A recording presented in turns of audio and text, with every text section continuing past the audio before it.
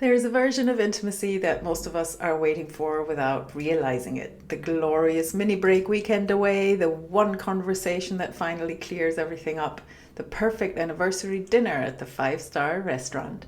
We're unconsciously holding out for a moment that is supposed to do some very heavy lifting, prove the relationship is solid, that we are still chosen, that all is well.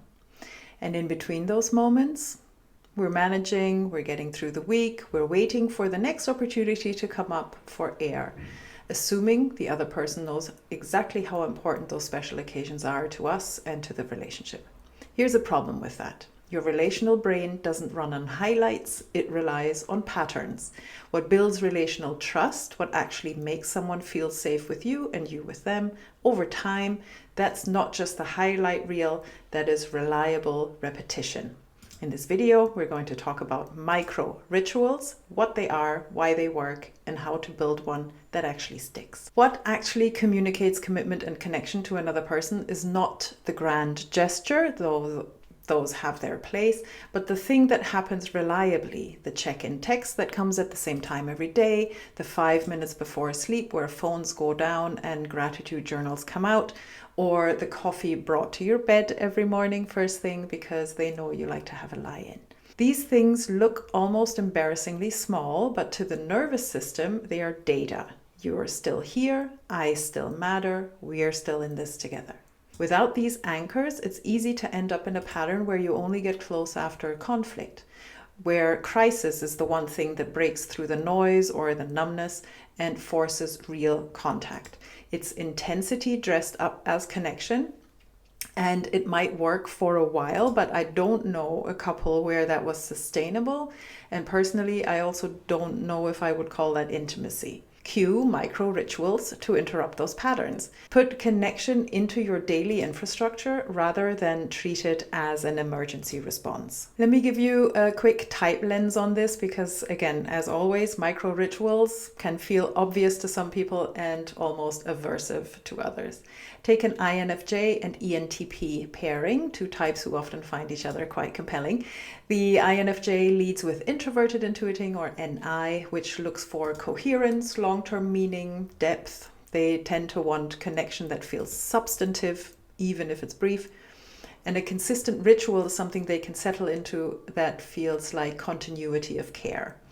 The ENTP leads with extroverted intuiting, or NE, which is always scanning for what else is possible, what's new, what's generative. And for this type, any repetition can start to feel like a rut before it's even had a chance to become a ritual. So the instinct is to keep things interesting, which often means variable, spontaneous, somewhat unpredictable. So you have one partner for whom repetition helps to anchor meaning, and another for whom repetition starts to feel like the relationship is going on autopilot.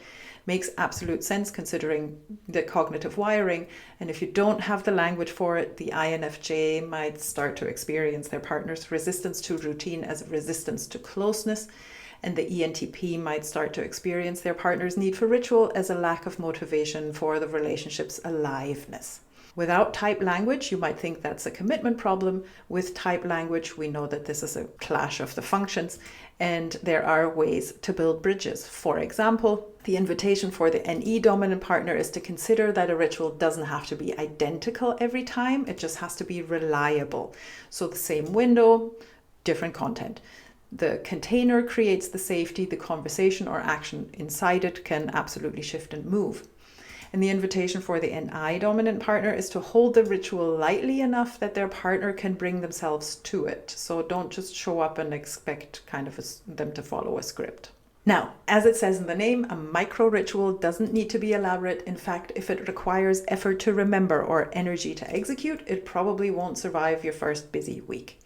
The simplest version I can think of is a daily 3-minute check-in. Not, how was your day, dear, and then turn off. That's a conversation opener, not a ritual. I mean a specific question answered briefly with actual presence, eye contact. Phones are in the other room or like not looking at them. Something like the rose, the thorn, and the bud, right? One thing that landed well today, one thing that didn't, and one thing that has potential or is in the works. Same question, same time, over and over. That's it. Could be right after brushing your teeth, sitting on the bed, holding hands, could be lighting a candle, could be with a coffee, whatever you can make fit your schedule. If you're already talking and communicating well, how about a dance? After cleaning the kitchen, before calling the kids for breakfast, whatever it is, just like 3 minutes of your current favorite boogie together. If you have a little more time, maybe do a weekly walk, no phones, long enough to actually decompress, protected from rescheduling unless something really urgent comes up. Could be just a circle around the block, could be walking to the bakery on a Saturday morning for your brunch. There's something about walking next to one another, by the way, also that's great for bringing up vulnerable stuff as well. So just to keep in mind.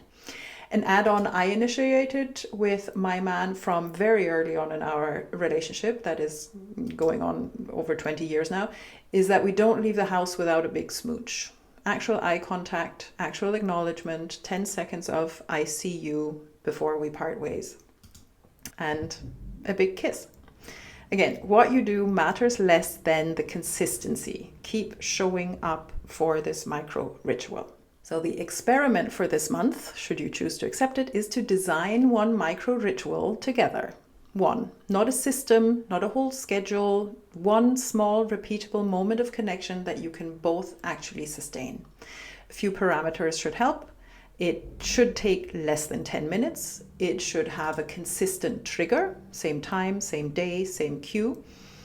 And both or all of you in the relationship should be able to show up to it without it being a significant lift. Run it for 3 weeks without evaluating it. Rituals don't feel meaningful immediately. In fact, they will probably feel slightly awkward at first. And that's normal. The meaning accumulates with the repetition. After 3 weeks, check in with each other. Not, is this working, but what does this need to be more like us? Or to fit us better, and then adjust from there. You'll know when it's working when you stop having to remember to do it. It just happens, and it's something to look forward to. And that's when you know it's become part of your relational infrastructure rather than an extra effort. This video is part of a year-long series on relational intelligence. Each month builds on the last. So if you're joining now, the workbook for all 12 months is linked in the description. It has the exercises, the reflection prompts, and some context that make each month more useful. You can also go back in the channel and view the previous videos, obviously. Live office hours this month, again, are on the 17th at 5 p.m. GMT. Bring your ritual, your resistance, bring the version that keeps not happening and you're not sure why, whatever questions you might have. I'm happy to talk about all of it. You can register at dorisfullgraber.com/events. And next month, we're going into the very juicy topic of repair. What to do after rupture, why repair matters. And if you liked this video, you're probably going to enjoy this next one as well. And I'll see you there.